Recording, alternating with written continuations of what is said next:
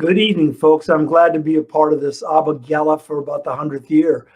I realize that many of you don't know who Joe Morozumi was or how why we're giving this award, but I wanted to give you some information because he was pivotal. He was part of the genesis of both the Asian Law Caucus and the Asian American Bar Association. Joe was a lawyer in Oakland, California, sole practitioner, but not just any sole practitioner. He did both civil and criminal work, and he was a zealous, fierce, principled, and brilliant litigator.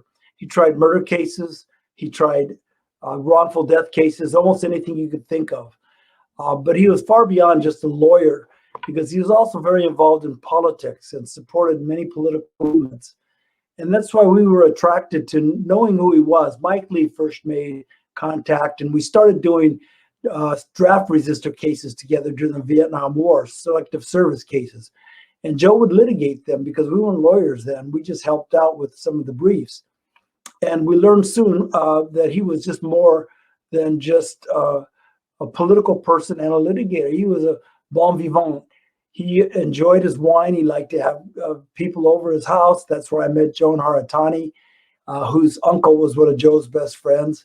We drank a lot of wine. We talked a lot of politics. And he, in a sense, instilled in us a fearlessness to continue to fight for the rights of the underprivileged, the underdogs, which is what Joe did all his life. And so, as a matter of fact, he really helped us in some of the early litigation at the Law Caucus, where we were very newbies and could not understand, how to do things right. And Ken Kawaichi, of course, was one of the progenitors of the caucus and AABA as well. And Joe gave us the courage to fight for these rights, to start this fledgling organization, the Asian Law Caucus, and to continue to try to do good and do well. We also had Joe involved with the AABA and mostly Ken Kawaichi, but they both were very supportive of our work. And because of the kind of inspiration those men, especially at that time, Joe, because Ken is still alive, of course, thankfully. And because of this, we started the caucus, and we then decided to start AABA. Joe is more than just a lawyer, as I mentioned. He participated in the takeover of Alcatraz by Native Americans. He ran for office. He raised 4 children with a wonderful wife, Chang, Chinese American, who was actually raised in Harlem. And in a sense, Joe gave us the spirit, the founding spirit of trying to start something like the Law Caucus, trying to start something like the Asian American Bar Association.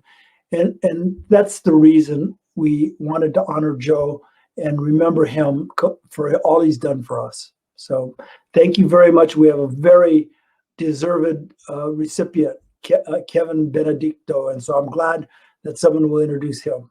Thank you. I am honored to accept the 2021 Joe Morozumi Award for Exceptional Legal Advocacy. I'm humbled to receive this award, and I do so knowing the incredible debt I owe to Joe and to every prior awardee for making my career possible. I want to thank the selection committee for making me their choice. I want to thank my family, especially my parents, my sister, and my 4 nieces and nephews, for inspiring me to fight for what I believe in, for making me want to be the best person I can be, and for every day reminding me what is at stake when we fight for civil rights, their rights. I also want to thank my professional mentors at AABA and beyond, Michelle Park Chu, Joan Haratani, Lucy Wang, Brian Rocca, Colin West, Judge Paul Watford, just to name a few. You all broke barriers and fought unfair systems to achieve your well-deserved success. And then you made sure that those who came after would not have to fight those same battles alone. I wanted to also impart one message to those young lawyers and law students here tonight who are passionate about social justice.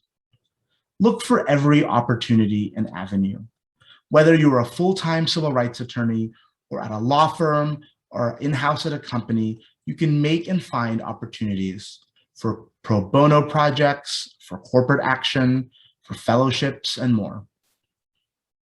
2 of the most pivotal moments in my social justice work were not long-planned, perfect moments, but seized opportunities.